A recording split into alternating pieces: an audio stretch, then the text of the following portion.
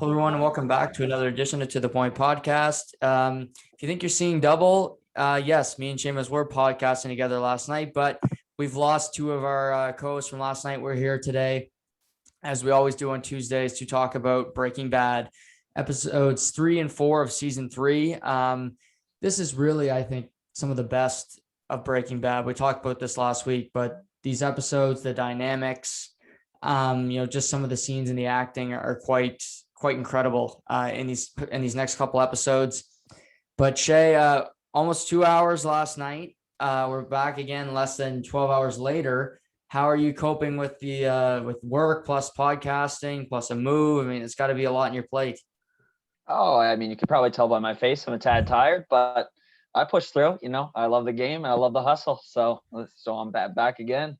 No, it should be good. We're almost done painting the place. So after that, it's just about moving the rest of our stuff and packing. So that shouldn't be too bad. But no, it's good. I was happy Dawson and Casey could both make it last night. I thought we had some interesting dynamics and some interesting cap talk from our good friend Casey. But I'm excited to dive into this one. Like you said, 2 great episodes. Love the way the end of the 3rd episode ends. One of the all-time scenes coming from our favorite character, Skylar White, but we'll dive into that shortly. So just as a little reprieve from last week, we met the twins. They are on the hunt for Walter. They know Walter was involved in the killing of Tuco, even though he was not the one that directly killed him. It was Hank. But they're at his house, ready to kill him. They had the axe in hand, waiting for him to come out of the bathroom when they received a text that said Polos, which was, Los Polos Hermanos, and meaning Gustavo Fring. And they left, and Walter was scathed ultimately because of our still unknown man. I know me and you both know his name, but we can't really divulge that yet because they haven't said it in the show, which is kind of irritating to me. But we start this episode with a little interesting little start. It is our friend Tortuga, who we met briefly when Hank was down in El Paso. And he's sitting at a bar and he's kind of really degrading, kind of an asshole to the bartender, telling him to keep pouring him liquor. When a leader of the cartel comes in and is kind of they chat, and he's got a birthday gift for Tortuga. Yeah, right away he's super surprised by this visit. He's like, "Why are you in this crummy, shitty little town? Here in Mexico." But it's he's good. Like we'll just leave him unnamed for now, even though much like our other veteran, we know who he is. But as you said, he's a boss. He's a leader in the cartel, and he's coming there with full confidence. He's like, I'm coming in here because I missed your birthday and I felt bad, so I got a little surprise for you out back. And Danny Trejo, aka Tortuga, says, "Oh, back there," and he hesitates, but he goes back. Mm-hmm. And a nice gift, nevertheless, and something that's really probably speaks to him. Yeah, he walks out back, and it's a massive turtle, and literally a huge turtle, and he loves it because Tortuga is like, "Oh, it's a great gift," and this unknown man says, "Okay, well, I'll sign it for you, for your birthday." And he signs it, and the turtle starts to walk. It turns around and it says "Hola DEA," which was the turtle that Danny Trejo, as you said, Tortuga's head was on when the turtle exploded. And who were the ones to cut his head off? But the twins that we met in the previous 2 episodes. They come in, storm him. They have the machete that they were ready to kill Walter with. They pin him to the table and promptly cut his head off. Yeah, so just as a recap, this is just kind of the background information to what we saw when Hank made his first trip to El Paso, across the border. And basically, it's just giving the background information of what actually happened to Tortuga, because all we knew beforehand was that he was with the DEA. And then, they were waiting, and then we saw the head with the tortoise, and of course the bomb strapped to it, which left Agent Schrader with a little bit of PTSD. Yeah, and also it kind of shows you what the cartel is all about. They were one step ahead of the DEA because they knew this guy was a rat, and they promptly took care of it. And it just shows you how ruthless they are. And clearly these two twins and the cousins of Tuco are hired muscle and they really have no emotions. No, they killed him, and they weren't, there was no change to their faces. The guy was getting blood right in his face from the head, and he just looked on as he was holding him down. And it's really the first time we've seen the twins actually in action, because when you think about when they were shooting up the trailer going across the border, we didn't really get to see any of that. We more or less just saw them. Just heard the gunshots go on inside the trailer, but now we get to see what they're made of. And it kind of just gives them a little description that these guys, they're ruthless and they work for the cartel. And like you said, they're hired muscle, but they know what they're doing clearly. Yeah. So I like the way this episode started, because he said it gives background knowledge, and it was just interesting to see them in action. Me too. So then we pivot to Walter, and he has been kicked out of his home. Just to remind everybody, Skylar wants a divorce. She does not want him to be in contact with the children. She wants him out of her life, basically. Just leave, and I won't tell the police your big secret. But he comes home, takes a shower, starts to clean off the pizza that he threw off the roof from a few days ago. And who returns home but Skylar to see his Aztec in the driveway? Yeah, and I like the move here. She calls him, and just to see, even though clearly he knows. And they kind of had this awkward conversation where they're both looking at each other through the window, but talking on the phone. And she's pissed. She's like, why are you here? How did you even get in? Because as you know, she changed the locks, aka why Walter was climbing through the bottom part of their house. And yeah, I mean, she's got every right to be upset, but Walter feels like he deserves to be there, and it's his house as well. Right. So she's like, get out. I'm gonna call the cops, and I'll tell them your secret. And he goes, the phone's right there, Skylar. And he's just sitting there grading tests. And it's interesting because she does call the cops, and she does not let him come in contact with Holly, which is another really interesting he's really hasn't seen much of his daughter, because he had surgery when they had the kid, and she's still very much protective of Holly from Walter. So it's an interesting dynamic that she's not turning him in, but at the same time, I think she's still maybe a little bit more afraid of him than she used to be. Oh, 100%. I have it written down in my notes. She just looks incredibly uncomfortable in her own home while he's there throughout this episode, until what happens at the end of this episode. But you're right. Yeah, like she won't let him near him. She's sitting in front of him. And who comes home but Walter Jr.? And he's pumped. His dad. He's like, yeah, Dad's home. And Walter kind of plays a little bit of an act, like, oh yeah, like it's good to see his son, like. And it's a little bit of rubbing it in Skylar's face. Yeah. Because, he's soaking up that he's the good guy right now, and that he's done nothing wrong. And meanwhile, the cops are on their way. It's just a matter of waiting for them. Right. So they make a grilled cheese. They're sitting down eating, and the cops come in, and the cop says to Skylar, like, did he strike you? And she says, no. And he says, well, did he, sexually assault you in any way? Did he do anything to hurt you, physically or emotionally? And she goes, no, I want him out of here. Like I'm trying to get a divorce. I really don't feel comfortable with him here. And he goes, well, what deed's on the house? Whose name? She goes, both of ours. Well, he goes, I can't really kick a guy out of his own house. That's not a law. And then it's this interesting little scene, Shay, where he says, if you know of any criminal activity that this guy has done, even a hunch, I'll kick him out right now and I'll bring him downtown. And the ball's in her court to get rid of him if she wants to. Yeah. And can you recap? I know it's been a long time, but the first time you watched this, what did you think she was going to say it? Did you think she was going to chicken out? What was your thoughts when you first saw this? Yeah. When I first saw it, I thought she might, and I thought it'd be very hard for them to like prove it. Like they'd have to find the money and all that kind of thing. looking at this time and what we just talked about her fear, I think it's a fear. Obviously, she is afraid of Walter, but it's also afraid, well, if I get rid of him, what's the consequences? Is he still cooking? Are the people going to come see me now? Like, how does this affect my family? So I think she's kind of put between a rock and a hard place in this scenario, watching it for the, fifth time.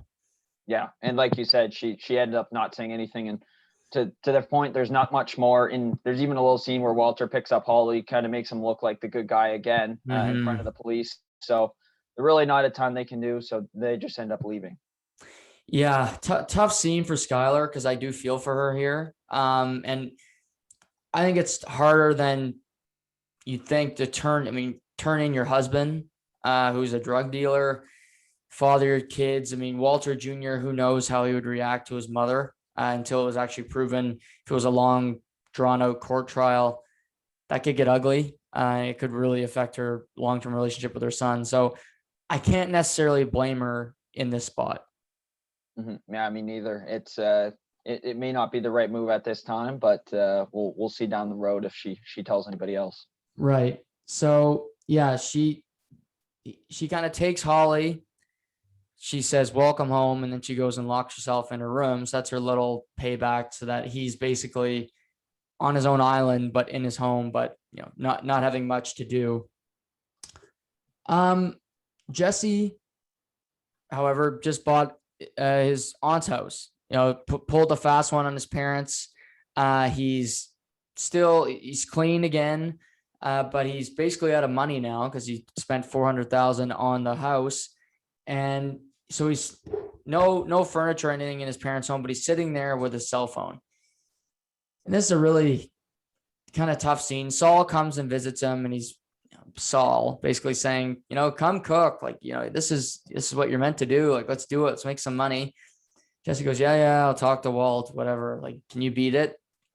And his main activity, because he's all by himself, is to call a number. And what number is he calling, Shay?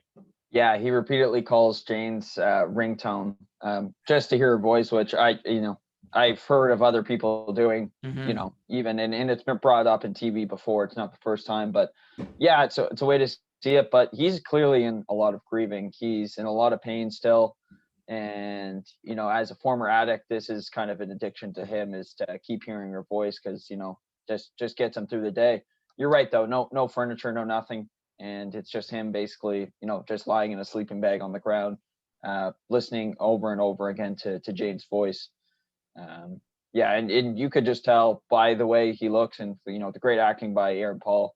He's just in such a slump and such a depression that it's probably just inimaginable how he's feeling. Yeah, it was just tough to watch for me, because he's sitting there and you're calling a number that is never going to pick up, and it's got to be a helpless feeling. Meanwhile, the twins they're in New Mexico, and we see this old woman pull up to a van meant for a disabled person, as a wheelchair ramp. And this old woman is about halfway up, and then a twin steps up from the other side. One gets behind her, and she basically goes, "Hi, can I help you?" And the next scene we see is this van driving up to a farm. Basically, we see a bunch of chickens, and it's very remote. And it's Gustavo Fring's basically warehouse for his chicken restaurants. But the disabled woman is gone, and our old friend, Mr. Don Hector Salamanca, aka Mr. Ring, Mr. Bell, has replaced her in the disabled van. Yeah, kind of just shows the cartel, like, they'll just take whatever they want. They're not going to go out and buy something. They can just take it from whoever. So clearly, this poor old lady has seen her last days, and they needed the van, so they took it from her. And another character shows up, and who would that be, Juggy? Yeah. Are you mentioning the cartel boss? Yeah. So the guy we saw at the beginning of the episode he's in Albuquerque as well. He's meeting with Gustavo, with the twins, and with Don Hector Salamanca to talk about basically Walter White. he kind of says, Don Hector was Tuco's mentor. He taught him in the business, and Walter had a hand in his death. And, blood needs to be shed here, eye for an eye, so to speak. And we don't really care about your partnership with him. We need him dead, yesterday. Yeah. And just kind of explaining who they are, their relations. We find out a little bit more about, he even said like Hector thought of Tuco as a son. So you could tell he's pretty pissed off. And Gus says, it's fine. And we also figure out that Gus has deep dealings with the cartel, and Yep. they almost carved their lands out as territories. This side of the border seems to be Gus's territory, even though the cartel still has affiliates there, and in Mexico obviously is the cartel's territory. But they're respectful. The guy's like, I respect your territory, but this is something that has to be done. Bloodshed has to come. And Gus kind of refuses. He's like, no, like as long as I'm dealing with this man, after I'm done dealing with him, and after he's provided everything he can to me, you can do whatever you want. But for the time being, I can't have this happen. Yeah. And so this cartel boss pulls Gus aside and he goes, have we not been good to you here on the other side? And he says, well, yeah, of course, we have a good relationship. We make money together. And he says, well, yeah, but you wouldn't want to piss off the cartel, Gustavo, because you don't want to lose the faith, because that wouldn't be good for you in the long run. Basically threatening him, saying, if you go against us, things are going to happen and it's not going to be good for you. And Gustavo doesn't really say much. He says, well, I can't control my own territory anymore.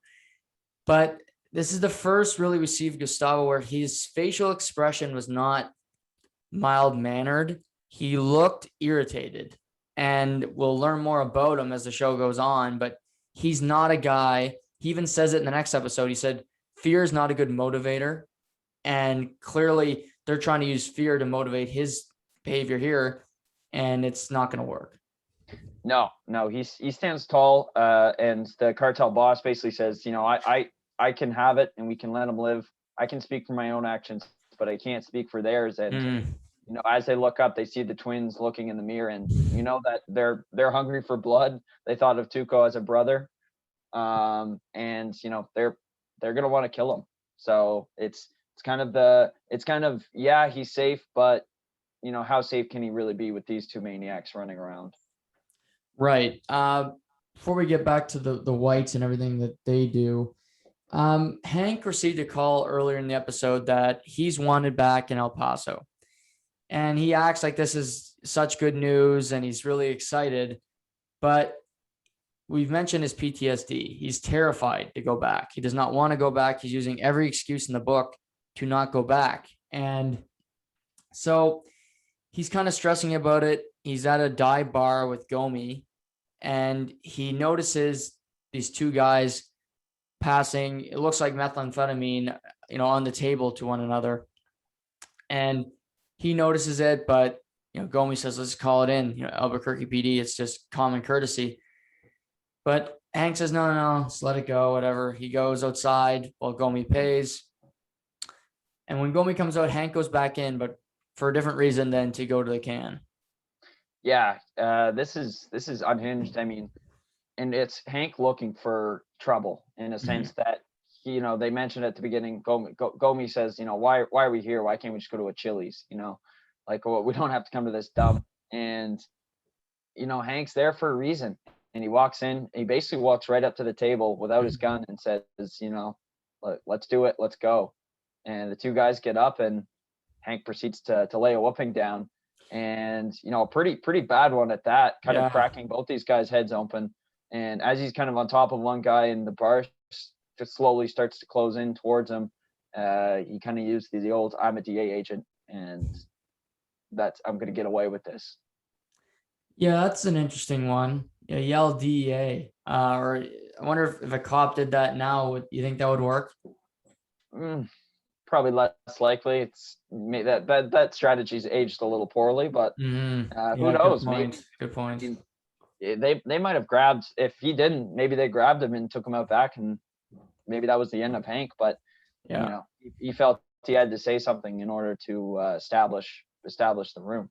Right. So this was obviously he's a guy that gets angry. But this was more about self-preservation. I think he doesn't want to go to El Paso, so getting in trouble will delay him going, or even maybe potentially exclude him from going, because he's, at a dive bar. He's working through things. He's, not in a good mental space. And it's just a combination of things that really set him off here. Exactly.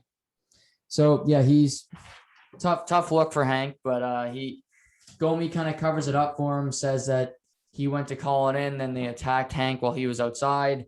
So, but Gomi's not happy. He says, you didn't have your gun. It was really, it was you being unprofessional, and he's kind of worried about his friend.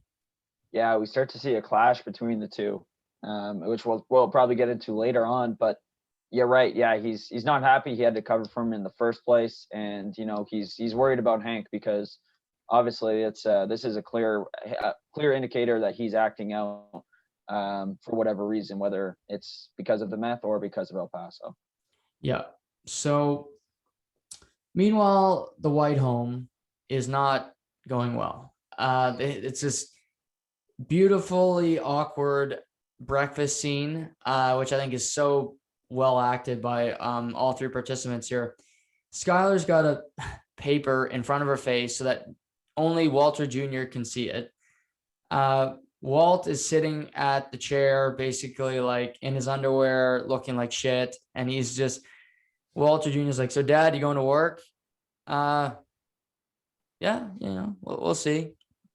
And he's kind of going through this awkward scene, and after Walter Jr. leaves for the day, Walt gets Skylar to sit down, and he decides to tell her, basically that this is the money I've made. If you get rid of it, it's for nothing. And please, just take it. This is tuition. This is the mortgage. This is Junior's physical therapy. Don't make my hard work and my suffering for nothing. Please don't do that. It would kill me. Use this to prolong our family. Yeah, and he basically just says, don't tell me now what you think, but tell me what you want to do later. If you still want to have this divorce and you still don't want to do this, well, then you'll figure that out later. But for now, just take the day to think about it. And I thought it was kind of like waving, a little bit of waving his dick in her face, with the sense of here's how much money I've made. Mm-hmm. I know he probably had better intentions than just saying, oh, look what I could do. But at the same time, that's kind of what it felt like a little bit. But you're right. I mean, he does put it all out there. He says, I've calculated it all, birthdays, like you said, therapy, everything, tuitions for both kids. This is what you're going to need to survive. And, if you can't accept, well, this has all been for nothing. And he basically just says, the things I've had to do, the things I'm going to have to live with, that they're just down the drain, essentially.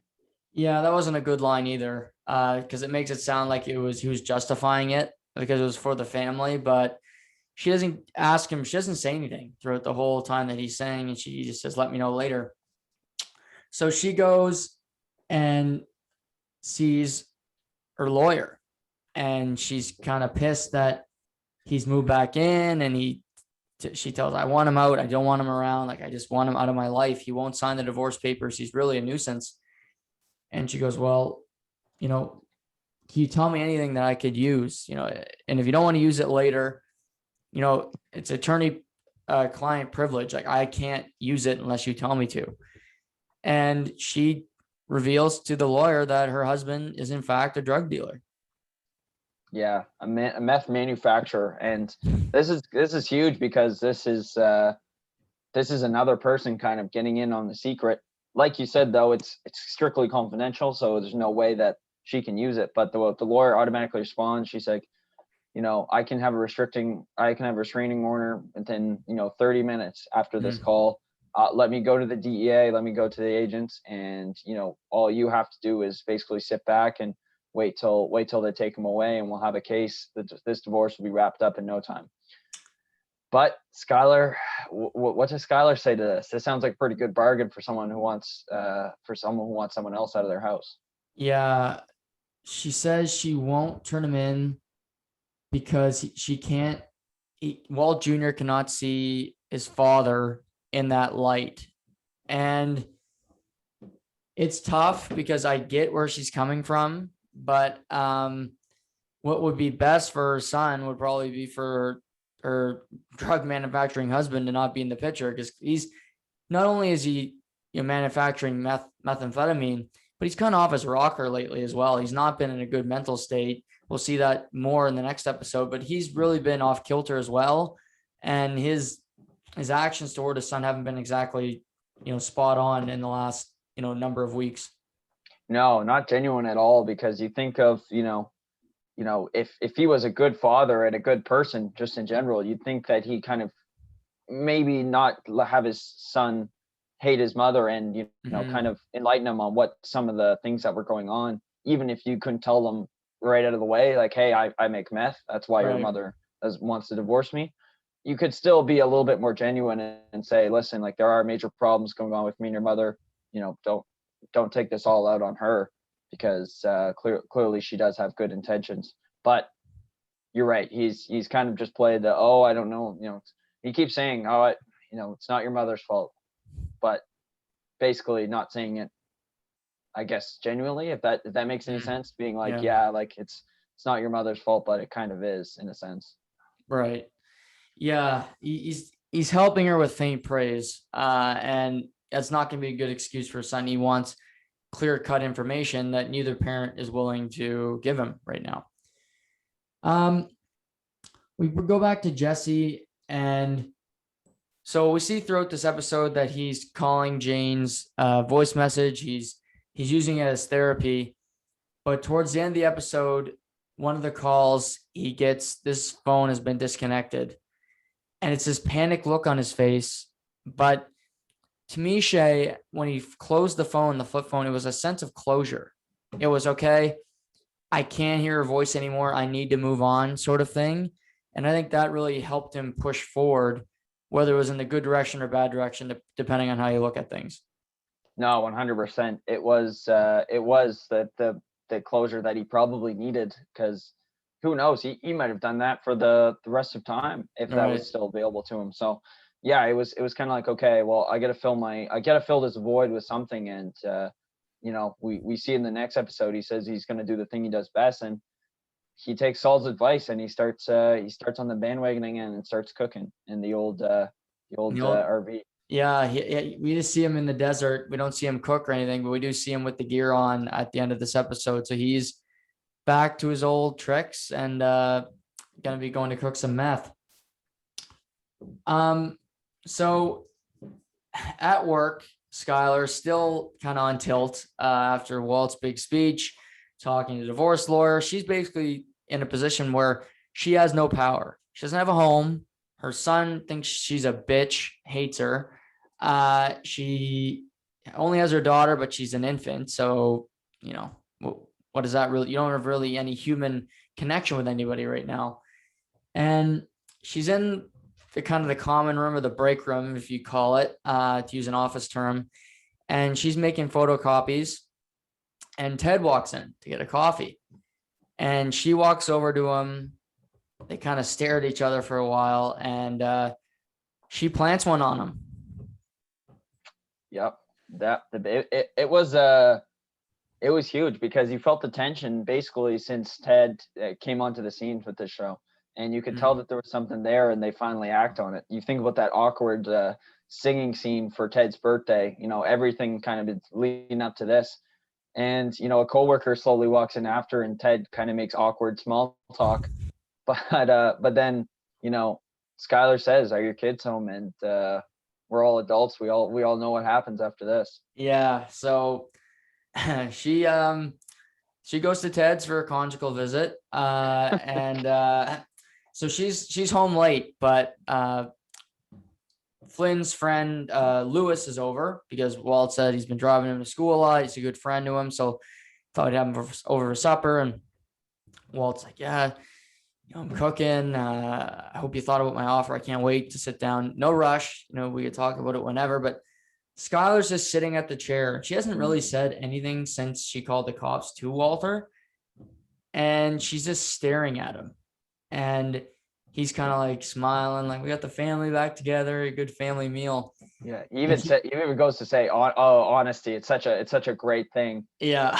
Yeah, he's like, yeah, he's like the most like nicest, honest guy in the world now. After he's basically Confess said, the sins. yeah, well, not even all of his sins. That's the No. funny part. Like he hasn't really been totally honest, but he thinks that now that they're having honest conversations, in his eyes, that everything's kind of going the right way until he gets some bad news shortly after. Right. So he's got the salad bowl. She goes and grabs it, and as she does this, she whispers in his ear, "I fucked Ted." And then she immediately walks to the dinner table. Yeah, and she walks, and this is the most confident she's been. She's kind of sitting down with the kids.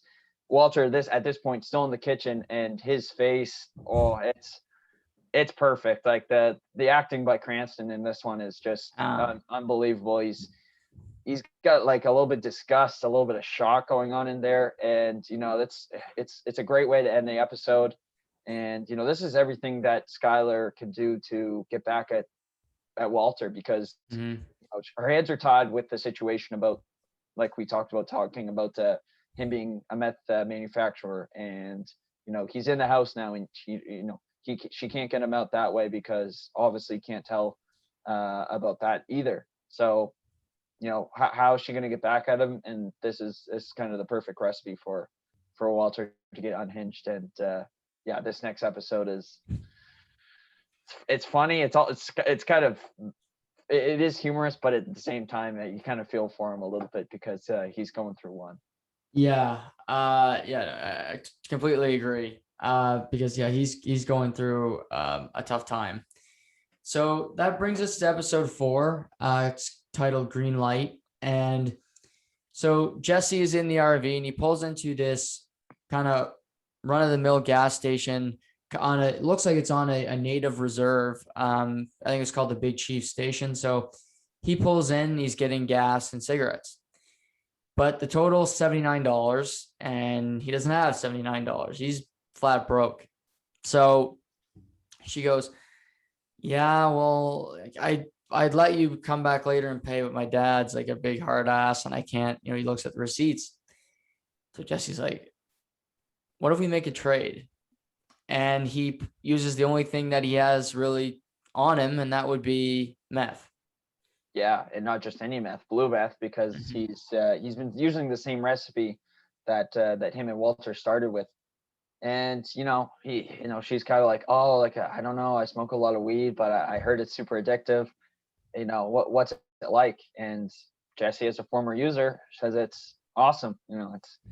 Just gives you chills, and makes everything more interesting, more bright. And he's got to this dreamy look to him, where his glassy big blue eyes, and you could tell that she's kind of into him, and he's kind of using that to his advantage. Yeah, he's definitely using her physical attraction to him to lure in. She's still really kind of, I don't know. And the funny thing is, I think she's about to accept it. And who walks in but a police officer?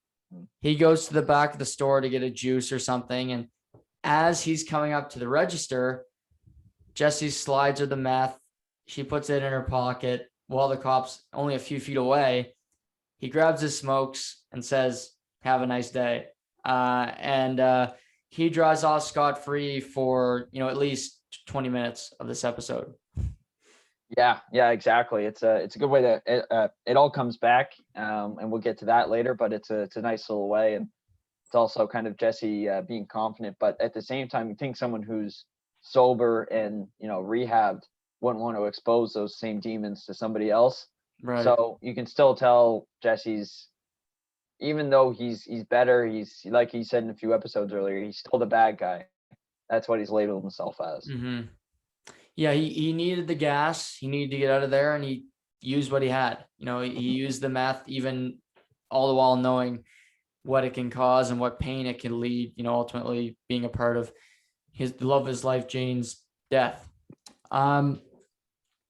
So we see now Walter. He's pretty PO'd that Skylar has slept with Ted, and he's kind of not talking much to Walter Jr. Said he's kind of being aloof with everybody. But what does he do when Skylar goes to work? But he drives to Beneke, which is Skylar's work, Ted's business, and he asks to see Ted, and the receptionist is like, he's busy right now. He goes, oh, I got all day. I'll just sit here and wait. And he sits in the lobby, and ultimately Ted is caught sticking his head through the crack of the window.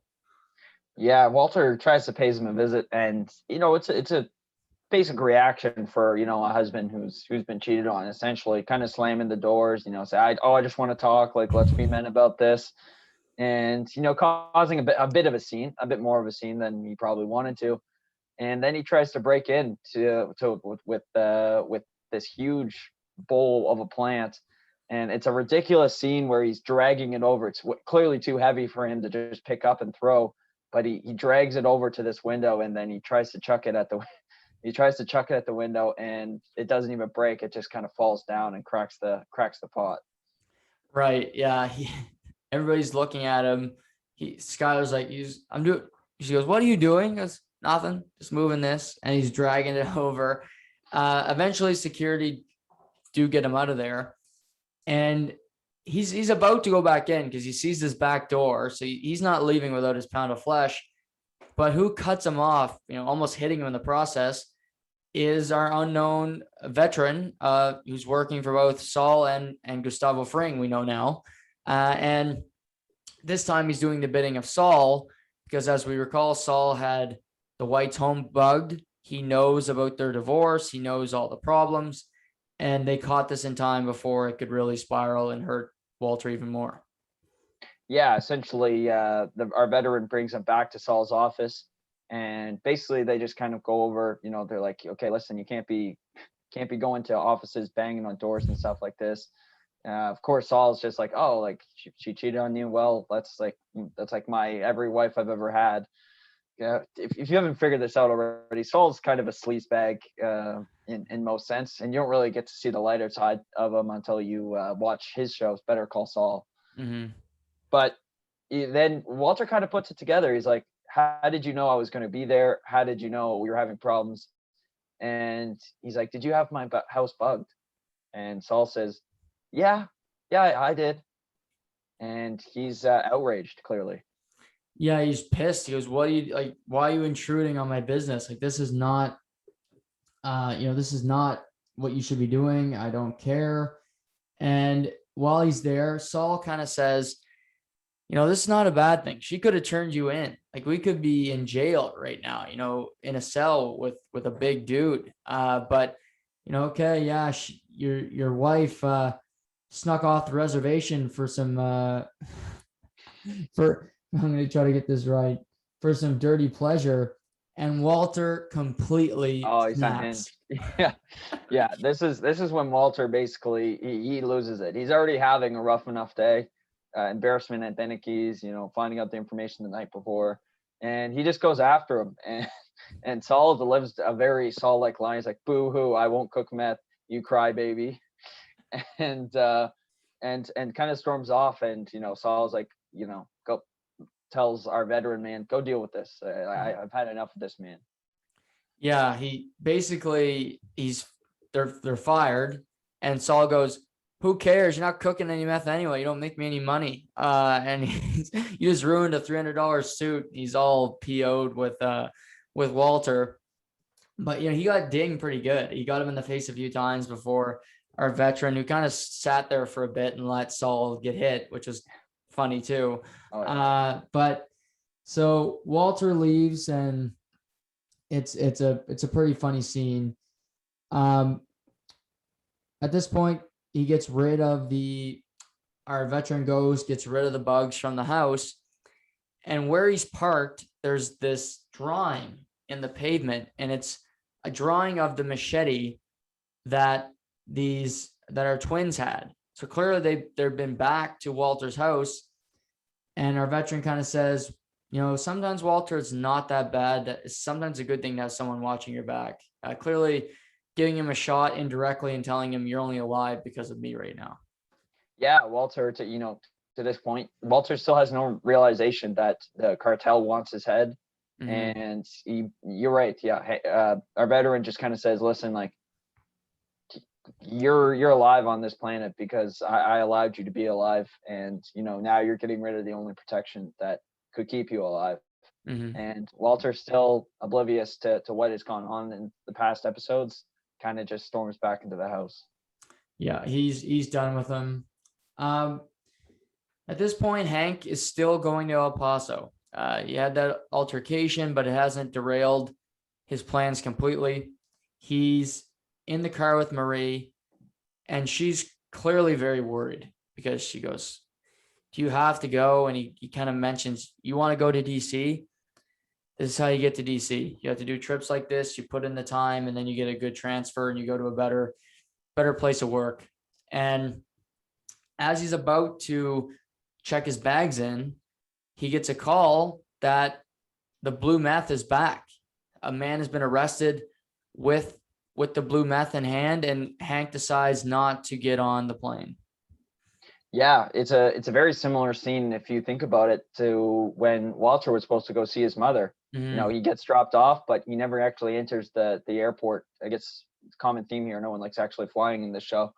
But you're right. He gets the call and he heads right back to Albuquerque, and he's going to investigate this blue meth a little further. Yeah, and we see they're in the question room with this meth head he's something else. This guy, we see him, he's grabbing his head, trying to think, like he's that strung out. He can't put anything together. And Hank goes, "Can you tell me anything? Like, I know it takes a lot of brain power up there for somebody like you, but could you give me a name?" And he goes, "Mel." And he goes, "Mel. Okay, that's great. That was good. I know that probably hurt you." Hank's still making fun of him. He goes, "Yeah, Mel." So he writes that down. "Is there a last name?" And then he goes, "Well, maybe it was Mark." And clearly they're not getting anywhere with this guy. Yeah, he's like, "Oh, well, it was definitely a sound." And as they leave, Gomi's like, "What are you doing here? Like, this is almost ridiculous. Like, we're tracking down junkies for an eighth, which is, if anyone doesn't know, that's a small baggie of meth." And he's like, you should be in El Paso now. Like, well, what the hell are you doing here, Hank? And kind of like the last episode, we see these two kind of butt heads again, and Hank questions Gomi's loyalty to this investigation. Yeah, he says, "I thought you were one of the only ones that really believed in me. Like, this is real. Like, this blue meth this is not going away. This is a real case." And Gomi's just kind of like, "Well, you're getting into bar fights. You're not carrying your gun. You're really you're angry all the time. Like, I'm just worried about you, bro." And he kind of puts his hand on his shoulder, and Hank did not have a good reaction to this. No, he's like, get your hand off my shoulder, bro, basically, and says, get out of my way and ask for a transfer if you're not committed to this case. So basically, kind of ending their friendship per se, in a sense. Yeah, he's clearly convinced that this is real, but also he doesn't want to go back to El Paso. So there's some problems at both ends here. Yeah. Gustavo now meets with, we keep saying veteran, but I'm going to say who this guy is just because. Might as well. Yeah, it's annoying. So this guy, our veteran that we've mentioned many times, that's helped out Jesse, he's taking care of Walter, works for Gus, and Saul. His name is Mike Ehrmantraut, and I love him. He's just an old school guy, and he's got his hands in both cookie jars, and we see his granddaughter. We learn more about his story throughout, but he's a jack of all trades. He does whatever they want him to do. He keeps very quiet. He's got a low profile, and he's just a great employee because he'll do whatever you want. So he goes and meets with Gustavo at this parking garage, and they basically talk about Walter's mental health. Not just mental, it's physical health. Somehow Mike has got, the documents, the cancer documents from the hospital, which doesn't show you how he got them, but clearly shows that he's got reach, and he clearly knows people that know people, because obviously those are very highly confidential information. But yeah, he meets with him, kind of tells him his condition, basically says, Walter has a few years at best with how well his surgery went. But it's not about the cancer, he's in shambles right now with his wife and what's going on with his marriage. And he says, oh, I'm supposed to bring up, well, the Pinkman kid wants to set a deal because he's interested in selling to you. Right. And it's interesting because normally he says, I don't deal with junkies. But then Walter has said no to working for him, and he won't use fear. But what does he know affects Walter more than anything else? And that would be his ego. And he says, you know what? Do the deal. And he kind of leaves the car, and we see what happens later, but it was clearly he's thinking ahead. This guy's very sharp, and Gustavo, he knows what makes Walter tick. And it wasn't scaring him. It's more hitting at his pride and joy, which is his meth. Exactly. Yeah. Gustavo is clearly, 3 steps ahead of the game. And we see that throughout the show at all angles. But yeah, at this point, he knows what's going to get Walter back. We'll move on from here. Well, we see that there's the school, a few really good the school scenes scene. at the Yes, school. the school. Yeah. I'll let you take this one. So we start with Walter's in his classroom, and he's just basically staring at the ground, not teaching. And he goes and meets with Principal Carmen. And it never directly says this, but I always found through body language that Walter had a thing for her in the earlier seasons. She is an attractive woman. So she's kind of like, I'm kind of concerned about you, Walt. And during the middle of this conversation, he sees a picture of a dog, and he goes, what kind of dog is this? She goes, I don't know. Like, what is it? Can you just come over here and sit? Okay. So he just goes and sit down next to her.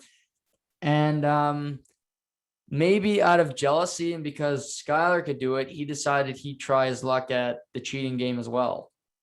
Yeah, he leans in, and automatically she's just kind of like, what the hell are you doing, Walter? Like, this is totally unprofessional, totally unlike you. And he gets the boot.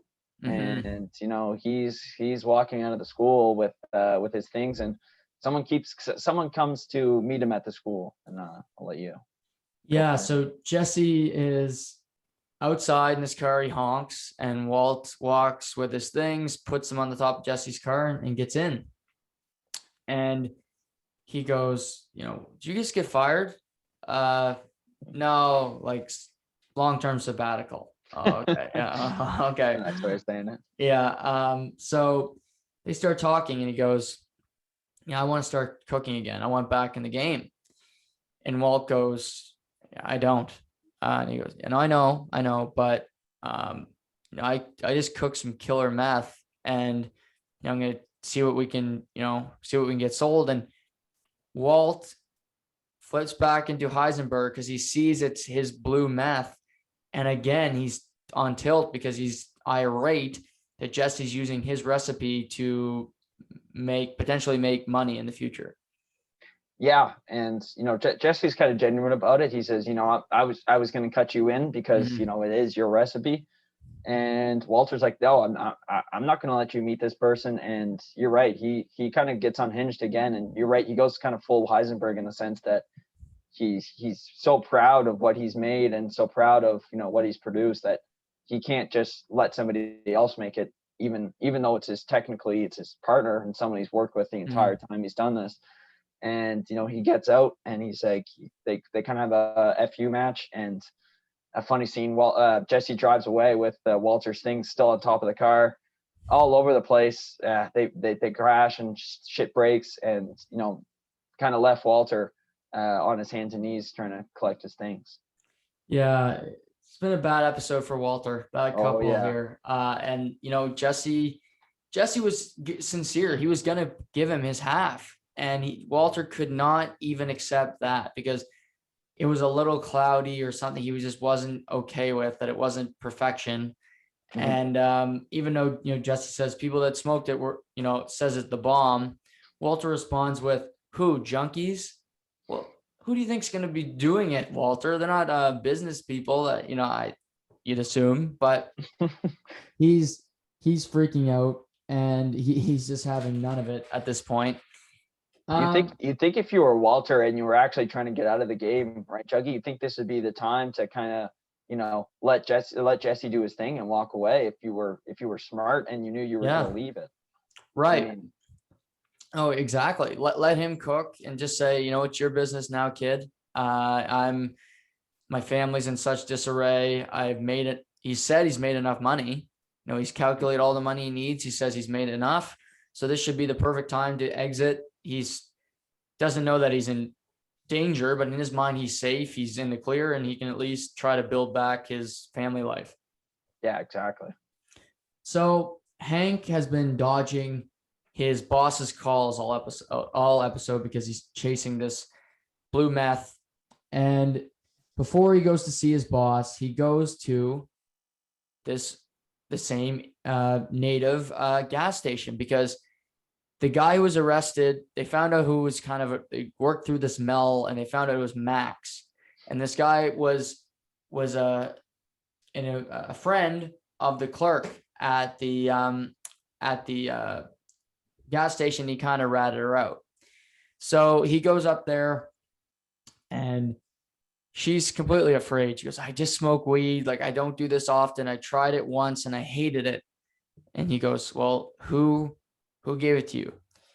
And she goes, well, it's this really good looking guy with blue eyes. And he goes, yeah, he's gorgeous. Okay, what else? What can you give me here?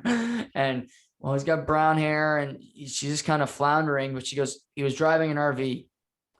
And he goes, okay, what was color? It was brown. And above her is a security camera. And he goes, please tell me that works. And unfortunately, it was not operating.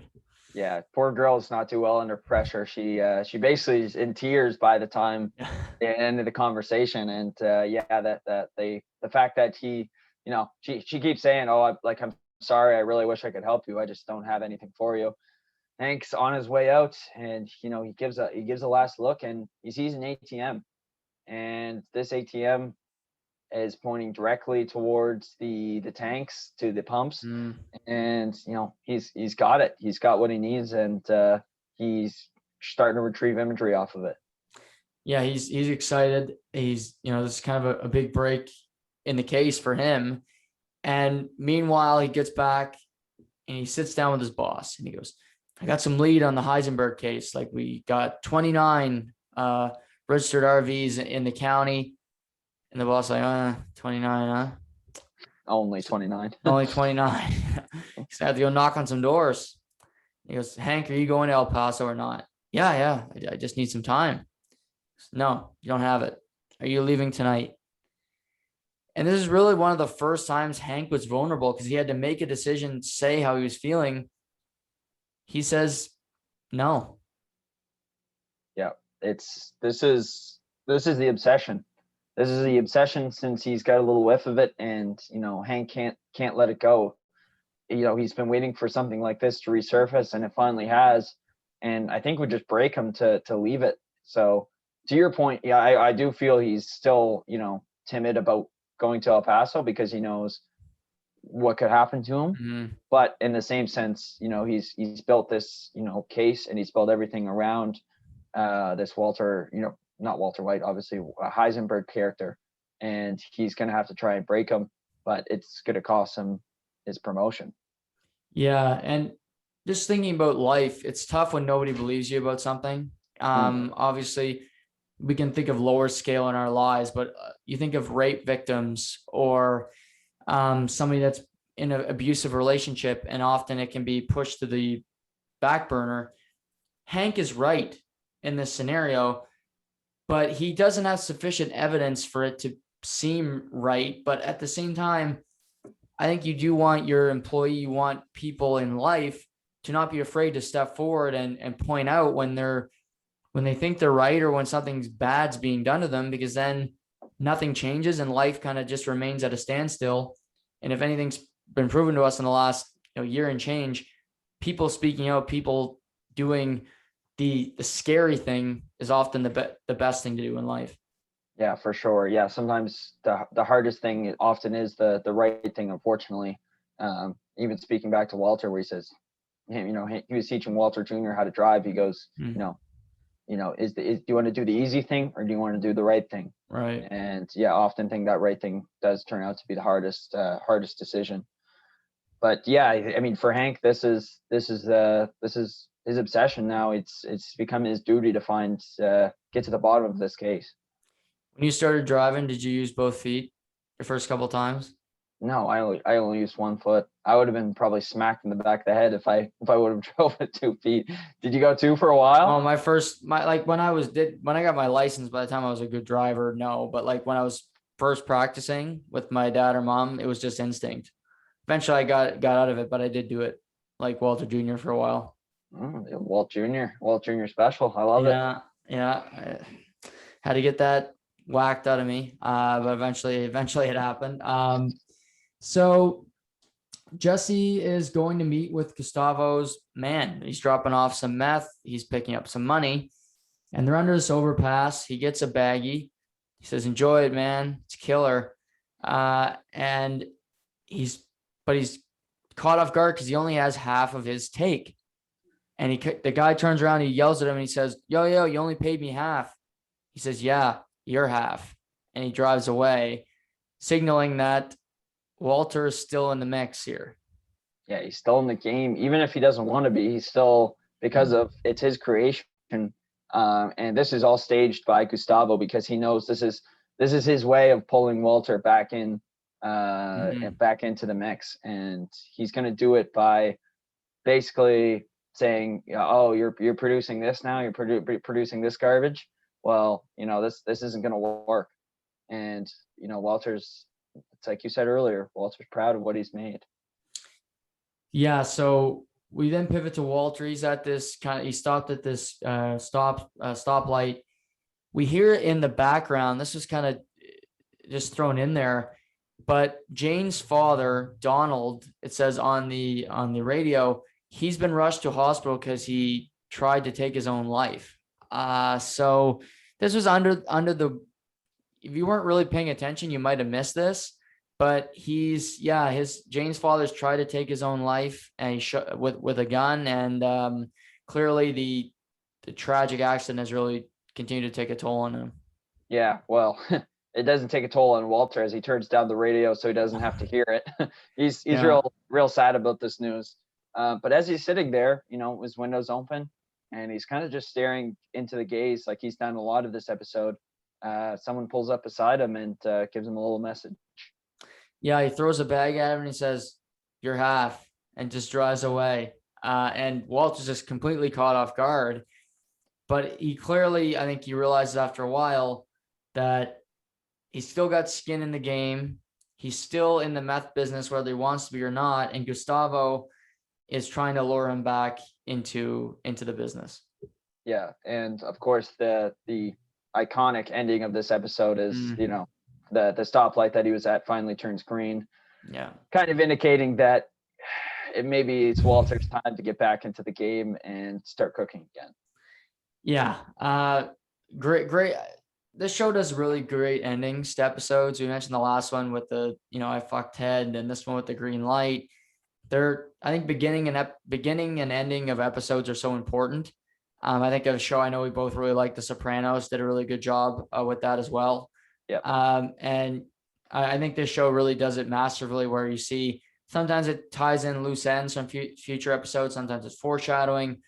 And I think this is definitely a foreshadowing of the next couple seasons to come. Exactly. Yeah. Yeah. It's like we talked about in IFT. It's a great way of tying out maybe a question mark in how Tortuga died, how they found out, and and kind of does that all in one swift motion, with also introducing new characters, which is what it also did with the cartel boss. Right. Absolutely. And that wraps up episode 4. Like you said, a couple of really good episodes. And it shows there's not a whole lot of violence in this episode, but there's still a lot happening. There's still a lot of movement. You see the cartel becoming more and more of a factor. I think he's only been in minimal so far this show, but he's already really a compelling character. And, him seeing his intelligence and kind of him and Walter having kind of a battle to see who's kind of smart and who can win to get each other back into the fold here. But we got 5 and 6 next week, Shay. You got the move this weekend. What are you hiring movers? Do you have some people helping? What's your plan of attack this weekend? I'm hiring movers that will be paid in beer and pizza. So yeah, I'll have a couple lads. We're hoping to pack up the rest of the spot and hopefully have everything zip zap and done by Saturday. And if there's a couple loose things, well, we still have the week after to clean up. But no, that's the plan. So we'll probably give you an update, and I'm guessing by the next time you see me, you'll have a different background, and hopefully it won't be filled with boxes and clutter. Right. No.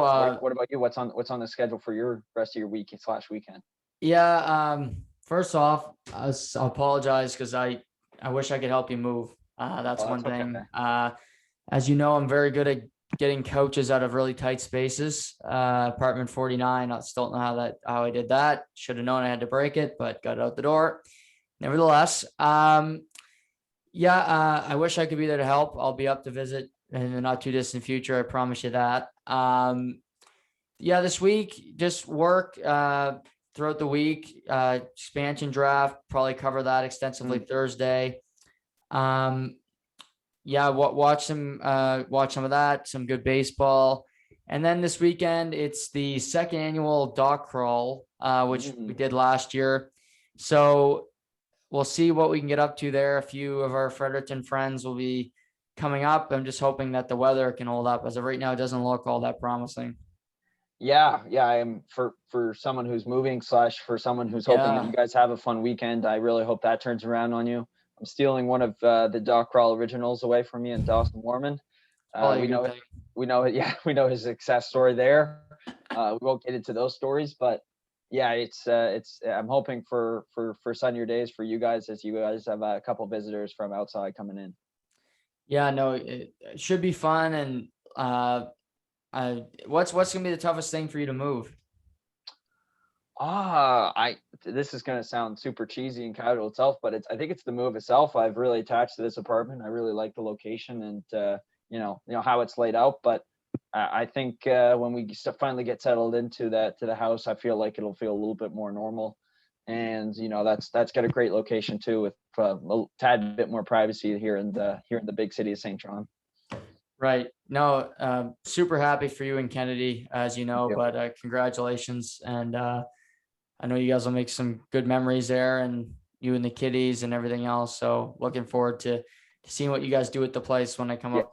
Kittens, not kids. If anyone's listening out there, no kids. No kids. No kids. We're a no kids podcast as of right now. Very much so. Let's keep it that way for now. But Shay, great podcasting today, man. And I'm sure I'll be talking to you this weekend, but good luck on the move and exciting things for you guys moving forward. But just congratulations again. Absolutely. Yes. Looking forward to having you up. Yeah, everybody, thanks for tuning in. Check out the Expansion Draft podcast from last night. We almost went 2 hours. It was great. It's a lot of fun. So get through that. You won't regret it. I'll say that. So have a great day, everybody. Stay safe, and we'll talk soon.